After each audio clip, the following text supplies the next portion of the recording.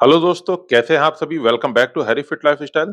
जिन्होंने अभी तक चैनल सब्सक्राइब नहीं किया है, तो सबसे पहले चैनल सब्सक्राइब कीजिए, क्योंकि यहाँ डेली फिटनेस मिथ का साइंस बेस्ड सच बताया जाता है। आज हमारी फिटनेस मिथ सीरीज का 9th एपिसोड है।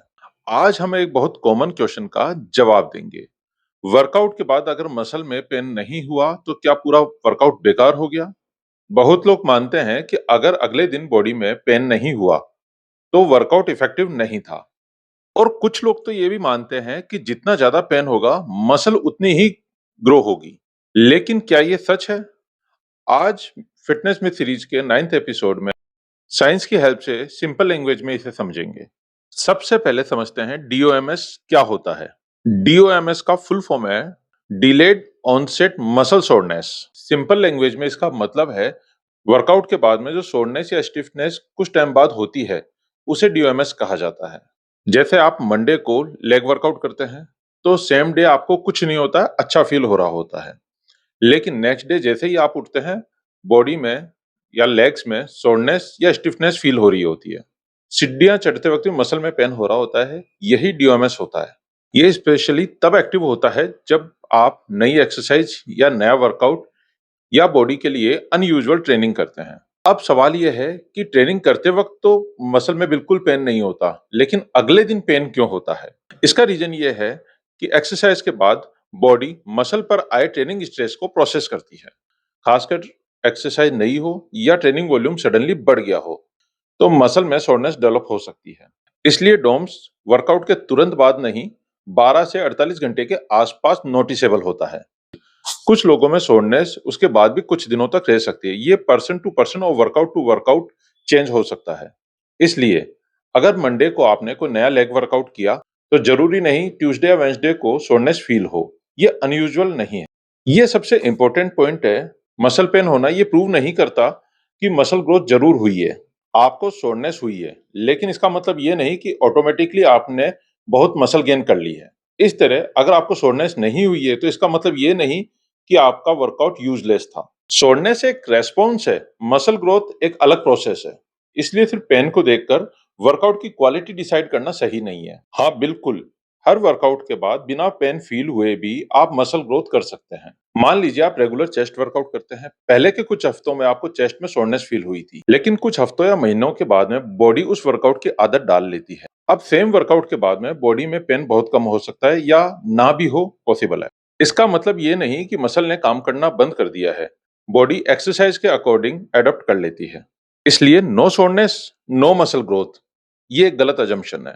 अगर आप हर वर्कआउट के बाद में बॉडी में पेन फील करते हैं, तो इसका मतलब ये नहीं कि ट्रेनिंग बहुत सक्सेसफुल है। और अगर पेन नहीं हुआ, तो इसका मतलब ये भी नहीं कि वर्कआउट यूजलेस था। आपकी बॉडी रेगुलर ट्रेनिंग के साथ में एडॉप्ट कर लेती है। जो एक्सरसाइज पहले डिफिकल्ट लगती थी, कुछ हफ्तों बाद वही इजीली हम कर पाते हैं। इसलिए हर वर्कआउट का गोल पेन क्रिएट करना नहीं होना चाहिए। वर्कआउट का गोल है बॉडी को अप्रोप्रिएट चैलेंज देना और ट्रेनिंग को ग्रेजुअली इंप्रूव करना। आपको हर बार इतना हार्ड वर्कआउट करने की जरूरत नहीं कि अगले दिन नॉर्मल मूवमेंट भी हार्ड लगने लग जाए। चलिए जानते हैं नई एक्सरसाइज या ट्रेनिंग वॉल्यूम बढ़ाने से सोरनेस या स्टिफनेस क्यों हो जाती है। ये बहुत कॉमन सिचुएशन है। मान लीजिए कि आप डेली 3 सेट करते हैं, सडनली आपने 5 सेट कर लिए। या आप 10 रेपिटेशंस करते हैं, लेकिन सडनली आपने 20 रेपिटेशंस कर ली है। या आपने अपने वर्कआउट में कोई नई एक्सरसाइज ऐड कर ली, या एक लंबे ब्रेक के बाद में आपने फिर से वर्कआउट स्टार्ट किया, तो बॉडी को एक नया ट्रेनिंग स्टिमुलस मिलता है।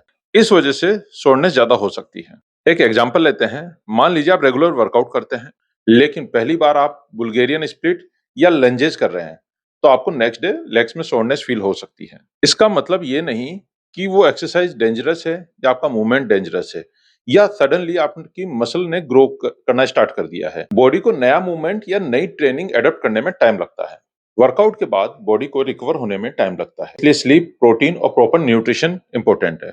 मान लीजिए आप रेगुलर हार्ड ट्रेनिंग कर रहे हैं, लेकिन प्रॉपर स्लीप नहीं हो रही है, या प्रॉपर आपकी डाइट फॉलो नहीं हो रही है, जिसमें प्रोटीन इंटेक प्रॉपर नहीं हो पा रहा है, आप अपनी बॉडी को रिकवर नहीं कर पा रहे हैं, तो ऐसे में बॉडी रिकवर होने में डिफिकल्ट हो सकती है। प्रोटीन मसल को रिपेयर करने में और उसकी मेंटेनेंस में इंपॉर्टेंट रोल प्ले करता है। नींद भी हमारी रिकवरी के लिए इंपॉर्टेंट है। इसलिए सिर्फ वर्कआउट करना ही फिटनेस नहीं है, वर्कआउट के बाद रिकवरी भी रूटीन का पार्ट है।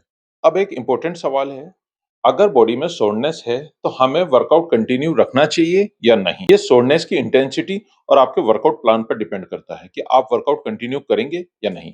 अगर सोरनेस माइल्ड है और आप हल्का मूवमेंट कर पा रहे हैं, तो ये हल्का मूवमेंट आपके बॉडी के दूसरे मसल पार्ट को ट्रेन करने में हेल्प कर सकता है। लेकिन सोरनेस इतनी ज्यादा है कि आप हल्का मूवमेंट भी नहीं कर पा रहे हैं, तो आपको बॉडी को रिकवरी का टाइम देना चाहिए। आपको सोरनेस को इग्नोर करके मसल को एग्रेसिवली ट्रेन करना जरूरी नहीं है। रिकवरी भी फिटनेस का एक इंपॉर्टेंट पार्ट है। अब समझते हैं मसल सोरनेस और इंजरी में क्या डिफरेंस है। ये पॉइंट बिगनर्स के लिए बहुत इंपॉर्टेंट है।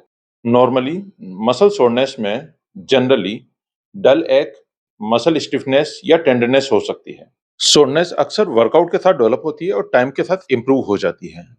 लेकिन इंजरी पेन अलग हो सकता है। अगर पेन शार्प है, सडनली स्टार्ट हुआ है, या जॉइंट्स के अंदर पेन है, मूवमेंट करते वक्त बहुत ज्यादा दर्द होता है, या स्वेलिंग, अनयूजुअल वीकनेस या दूसरे कंसर्निंग सिम्टम्स हैं, तो उसे नॉर्मल वर्कआउट सोरनेस समझकर इग्नोर नहीं करना चाहिए। सिंपल रूल याद रखिए, नॉर्मल सोरनेस को समझिए, लेकिन अनयूजुअल दर्द को इग्नोर मत कीजिए। अगर इंजरी का डाउट है तो किसी क्वालिफाइड मेडिकल प्रोफेशनल से चेकअप करवाना सही रहेगा। अगर आप बिगनर हैं और पहली बार वर्कआउट स्टार्ट कर रहे हैं, तो अपनी बॉडी को एक्सट्रीम लेवल तक पुश मत कीजिए। ग्रेजुअली स्टार्ट कीजिए। नई एक्सरसाइज को कंट्रोल्ड वॉल्यूम के साथ में इंट्रोड्यूस कीजिए। अगर सोरनेस हो गई हो तो बॉडी को रिकवरी का टाइम दीजिए। अगर हल्का मूवमेंट कर सकते हैं कंफर्टेबली, तो आप किसी अदर मसल पार्ट को ट्रेंड कीजिए। अपनी डाइट और प्रोटीन इंटेक का ध्यान रखिए और लंबे गैप के बाद में जब वर्कआउट फिर से स्टार्ट करें, तो ग्रेजुअली प्रोग्रेस कीजिए। सबसे इंपॉर्टेंट है, दर्द को अपना फिटनेस टारगेट मत बनाइए। आपका टारगेट होना चाहिए कि आप रेगुलर ट्रेनिंग कर सकें और टाइम के साथ स्ट्रॉन्गर और फिटर बने। अब टाइम है फाइनल वर्डिक्ट का। आज फिटनेस मिथ को हम एक सिंपल क्वेश्चन आंसर के हिसाब से इजीली तरीके से समझते हैं। डोम्स क्या है? वर्कआउट के बाद डिले से होने वाली मसल सोरनेस। डोम्स वर्कआउट के 12 से 48 घंटे के बाद में बॉडी में दर्द क्यों होता है? नई या चैलेंजिंग ट्रेनिंग के रेस्पॉन्स के रूप में मसल में सोरनेस डेवलप हो सकती है। क्या दर्द मसल ग्रोथ का प्रूफ है? आंसर है नहीं। क्या बिना सोरनेस के मसल बिल्ड हो सकती है? तो आंसर है बिल्कुल हो सकती है। क्या हर वर्कआउट के बाद दर्द होना जरूरी है? आंसर है नहीं। नई एक्सरसाइज या वॉल्यूम बढ़ाने पर मसल में सोरनेस क्यों होती है? क्योंकि बॉडी को नया ट्रेनिंग स्ट्रेस मिलता है। रिकवरी, नींद और प्रोटीन क्या इंपॉर्टेंट है? तो हाँ, ये तीनों ही इंपॉर्टेंट रोल प्ले करते हैं। अगर बॉडी में सोरनेस है तो क्या वर्कआउट करना चाहिए? बिल्कुल। अगर बॉडी में माइल्ड सोरनेस है तो आप वर्कआउट कर सकते हैं, लेकिन उस वक्त किसी अदर मसल को ट्रेन कीजिए। नॉर्मल सोरनेस या इंजरी सेम चीज है? नहीं, दोनों सेम चीज नहीं है। शार्प या अनयूजुअल दर्द को इग्नोर नहीं किया जा सकता। बिगनर को क्या करना चाहिए? बिगनर को अपने बॉडी को एक्सट्रीम लेवल पे पुश करने की बजाय ग्रेजुअली वॉल्यूम बढ़ाना चाहिए। तो अगली बार अगर आपकी बॉडी में दर्द नहीं हो रहा है, तो इसका मतलब ये मत समझिए कि आपका जो वर्कआउट किया हुआ है वो यूजलेस है या बेकार है। फिटनेस में दर्द नहीं, प्रोग्रेस इंपॉर्टेंट है। अगर आपको ये फिटनेस मिथ सीरीज यूजफुल लग रही है, तो वीडियो को लाइक कीजिए, वीडियो को शेयर कीजिए, कमेंट करके बताइए कि आपको कैसा लग रहा है, और हैरी फिट लाइफस्टाइल को सब्सक्राइब कीजिए। मिलते हैं अगले वीडियो में किसी नए फिटनेस मिथ के साथ में।